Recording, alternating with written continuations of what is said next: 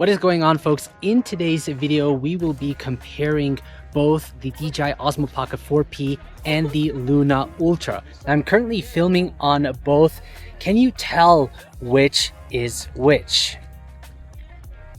Now, on to my left side, I'm using the DJI Osmo Pocket 4P, and to the right, the Insta360 Luna Ultra. Now, I've been using both of these cameras for the past weeks for daily vlogging. They're both really great, but they're made for two different creators in mind. Now, this isn't about which one is better, it's about which one is better for you. Now, I'll be filming with both of these cameras throughout this video so that you can see how they keep up when it comes to daily vlogging. Now, by the way, this video isn't sponsored by DJI or Insta360. This is my honest thought that I'll be giving you throughout this video. I'll be mentioning the good stuff and the bad stuff, what I like, what I don't like, so that you get really an honest review. So I want to start with the similarities both of these cameras share. So both have a dual lens design, which means you get more focal length options and therefore also more variety of shots in your video, making them more dynamic. Now, both of these cameras feature 3-axis stabilization, so you get smooth footage when shooting handheld. They also both have built-in trackers so that when you're vlogging and filming yourself, it keeps you centered in the frame. Now, both of these cameras offer log profiles. On the DJI Osmo Pocket 4P, that would be D-Log and D-Log 2, and on the Insta360 Luna Ultra, that would be I-Log. And by filming in log, it gives you more dynamic range, preserving the details in the highlights and shadows, and gives you more flexibility when color grading. Now, both of these cameras are compact and portable and easy to bring along, and that's how a vlogging camera should be, as you're more likely to bring them with you than something like a DSLR camera that is bulky. Now, both also support accessories to expand your creative options. Both also come with their companion app. The DJI uses the DJI Mimo app, and the Insta360 app. So let's talk about image quality. The Luna Ultra records up to 8K at 30 frames per second or 4K 60 frames per second. The main lens is a 20mm focal length with an f1.8 aperture, giving you up to 14 stops of dynamic range. The Pocket 4P, on the other hand, records a 4K up to 60 frames per second, also has a 20mm focal length but an f2 aperture, and gives you up to 17 stops of dynamic range. Now, with the Luna Ultra being able to shoot in 8K, you're able to crop in without losing much quality, therefore giving you more flexibility for framing. Now, the Luna Ultra has a wider aperture, so that also means that you get more of that background blur. So now we're going to do an on-screen comparison. We're going to compare first the normal 10-bit color profile.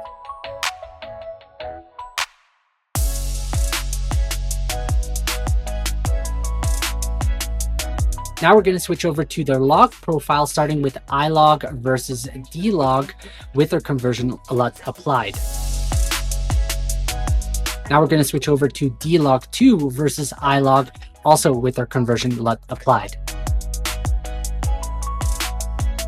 Now, from the tests I've done, you can clearly see that D-Log 2 gives you more dynamic range, really preserving those details in the highlights, especially in more contrasty scenes. I also compared D-Log with D-Log 2. Again, D-Log 2 clearly offers more dynamic range and holds on to the details in the skies and highlights much better.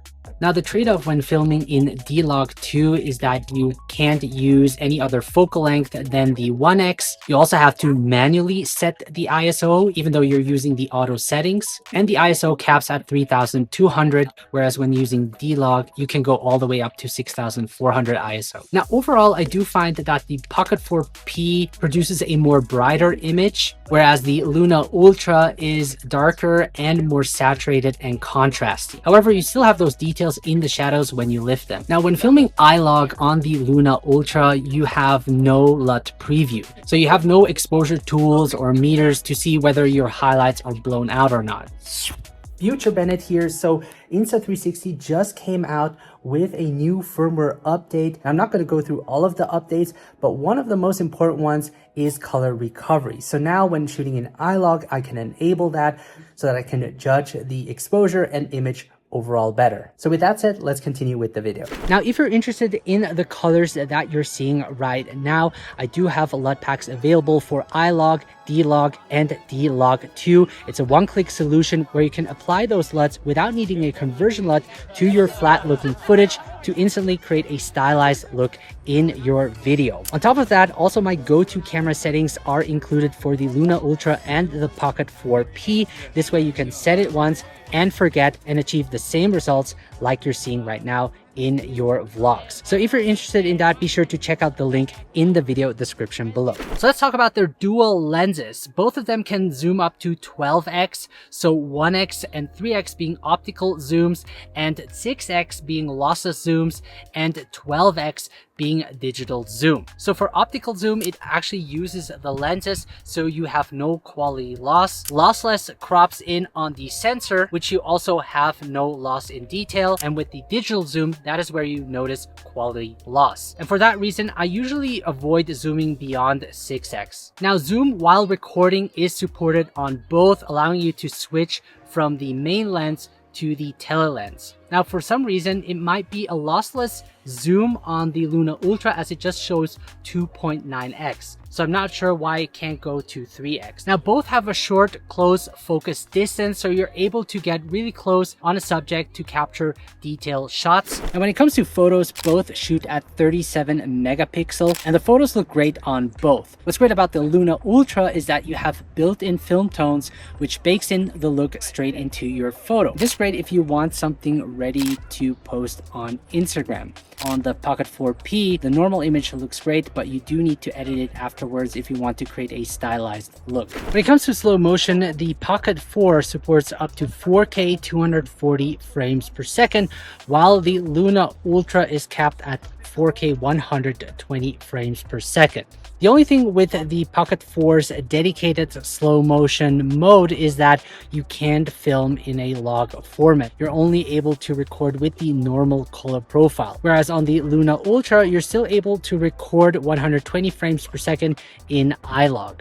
Now, the Luna Ultra's 120 frames per second just looks better to me than the Pocket 4 Pro's 240 frames per second. DJI really needs a way to film slow motion in D-Log. It just looks way too over sharpened. Now, the Luna Ultra does support 240 frames per second, however, in 1080p. So when it comes to audio, both have built-in internal mics, and I've been switching between both of them throughout this video. Now, you can also use a wireless mic. The Pocket 4P has the DJI Mic Mini 2, while the Luna Ultra has the Mic Pro, and they connect wirelessly without needing a receiver, so it's quite convenient. Now, the Luna Ultra also has a built-in wind guard, but when vlogging, it's not as effective as it's placed on the other side. Now, the Luna Ultra has a unique feature, which is the detachable remote controller that I'm using right now. And the great part is that it has a built-in microphone, which means I don't necessarily need to use a wireless mic to record myself from a distance and capture high quality audio. In fact, you're listening to the audio right now coming from the built-in mic on the detachable remote controller. To me, it sounds really good. So here's a quick audio test between the two using their internal mic. So I'm around an arm length away, and this is how it sounds like. No post-processing has been done. I did increase, or I will increase the volume so that you can, hear me a bit more clearly. But other than that, no post-processing has been done. And yeah, let me know which one sounds better to you. Now, to me, I find the Luna Ultra does deliver cleaner audio on their internal mics when it comes to run and gun shooting. And also the remote mic just reduces the need of having to connect or bring a wireless mic with you. When it comes to wireless control, both support it, with the Luna Ultra using the detachable remote controller and the Osmo Pocket 4P, the Osmo Frame Tab. Now, I like the detachable remote controller more because it's part of the Luna Ultra and it's not something I need to carry with me extra like the Osmo Frame Tab. What's also great about this remote controller is that I can turn it on and off. I can switch the camera settings, change profiles, which I can't do with the Osmo Frame Tab. And also with the Osmo Frame Tab, it's usually an extra purchase. It's something you have to, carry with you extra. And also with this one, you also need to carry an extra charger with you. Whereas this one, once you attach it to the Luna Ultra, it charges. Also, the Osmo Frame Tab is limited to 10 meters, while the transmission range on the detachable remote controller on the Luna Ultra is 20 meters. One downside to the Luna Ultra is that currently you don't have any support for custom buttons. So if I want to switch to maybe 50 frames per second or another shooting mode, I can't set it. Whereas on the Pocket 4P, I am able to add custom presets. In terms of tracking, I've tested both side by side, and I've tested it with the 1x lens and 3x lens, including hiding behind an object and reappearing to see how well these pocket cameras re-identify the subject. So in this first test, I'm using the 1x lens and both cameras respond really well. Even when running back and forth quickly, the tracking kept up without any hiccups. I also hid behind the rock, and when I reappeared, both re-identified me quickly, almost instantly. And honestly, I can't really find a difference between them. Both of their trackers are very advanced and responded really well throughout this test. For this next test, I switched to the 3x lens. I was around 10 meters away. Same story, both nailed it. While tracking was responsive on both, I was out of focus on the Luna Ultra, which I just realized, so I might have to retest that. What's really cool is that both also support multi-person tracking, which is especially great when vlogging. So if you have multiple people in the shot, it will balance out the framing. In terms of battery life, on paper, they both last around 4 hours, but in real world use, I got around 2.5 to 3 hours. They both have around the same battery size. Now, a big difference is the internal storage. The Luna Ultra features 47 gigabytes of internal storage, while the Pocket 4P has 103 gigabytes of storage. Now, both also support micro SD. Now, they both have around the same weight. The Pocket 4P weighs 230 grams, while the Luna Ultra weighs 233 grams. Another thing I noticed is the wired transfer speed. So on the Pocket 4P, you got 800 megabytes per second, whereas the Luna Ultra has 450 megabytes per second. So the big question is, which one should you get? I would say go with the Luna Ultra if you want really creative freedom. It shoots up to 8K, gives you a lot of cropping flexibility, especially the detachable remote controller allows you to control the camera from a distance without needing to bring any accessories with you.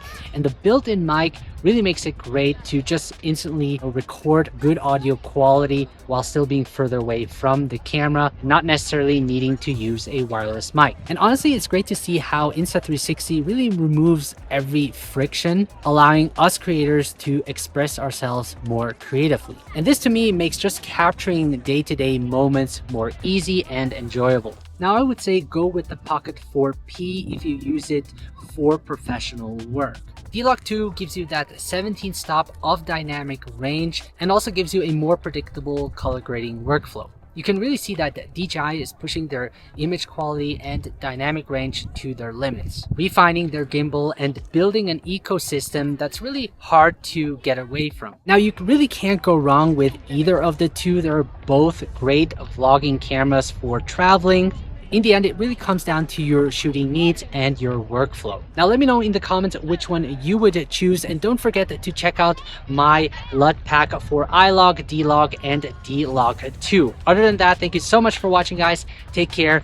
I'm gonna enjoy the rest of the day, and I'll see you in the next one.